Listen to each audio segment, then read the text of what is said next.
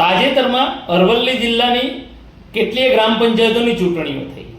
એ ચૂંટણીઓમાં નવા સરપંચો ચૂંટાઈ આવ્યા, પરંતુ સરપંચ પદે ચૂંટાઈ આવ્યા પછી ચાર્જ પણ હજી સંભાળ્યો ના હોય અને ગામના વિકાસ માટે, ગામના પ્રશ્નો માટે મહેનત કરતા હોય એવા એક મહિલા સરપંચનો આપણી સામે આવ્યા છે। જેમાં મોડાસા તાલુકાની માથાસુલિયા ગ્રામ પંચાયતમાં બામણિયા શાંતાબેન નામના વયસ્ક મહિલા સરપંચ પદે ચૂંટાઈ આવ્યા। સરપંચ પદે ચૂંટાઈ આવ્યા અને તરત જ તેઓએ ગામના પ્રશ્ન માટે કાર્યવાહી ચાલુ કરી દીધી।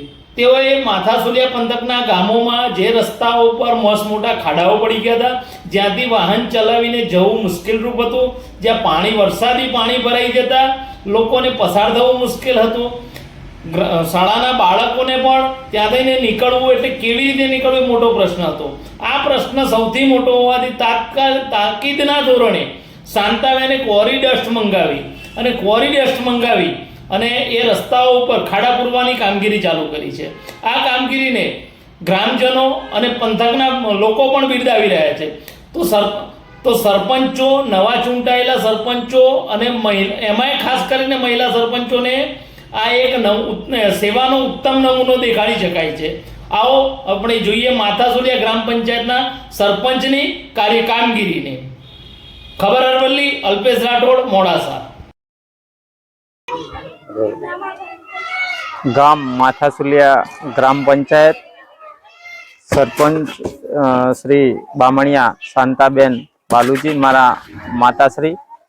મારા સરપંચનો જે ગામમાં ખાડા પડવાથી લોકોનો અવર જવર માટે તકલીફ પડતી હતી, તો અમે આજે ગામમાં ખાડા પૂરવાનું કામગીરી ચાલુ કરી છે અને દરેક ફળિયામાં અને દરેક ગામમાં ખાડા પડવાથી લોકોને અવર જવર માટે જે નડતરરૂપ રસ્તા હતા તેને ખાડા પૂરી અને અવર જવર માટે તૈયાર કરીએ છીએ અને આરોગ્ય, રોડ, રસ્તા, પાણી જેવી સુવિધા માટે અમે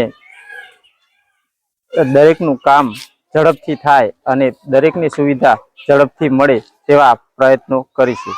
કેમ સરપંચ બનતાની સાથે જ ગામમાં કામગીરી શરૂ કરી, શું કહેશો મતદાતાઓને? મતદાતાઓનો દરેકની રજૂઆત હતી કે અમારા ખાડા પડવાથી સાધન લઈને અવર જવર માટે વધુ તકલીફ પડે છે, તો અમે તાત્કાલિક ધોરણે ખાડા પૂરવાની કામગીરી ચાલુ કરી છે।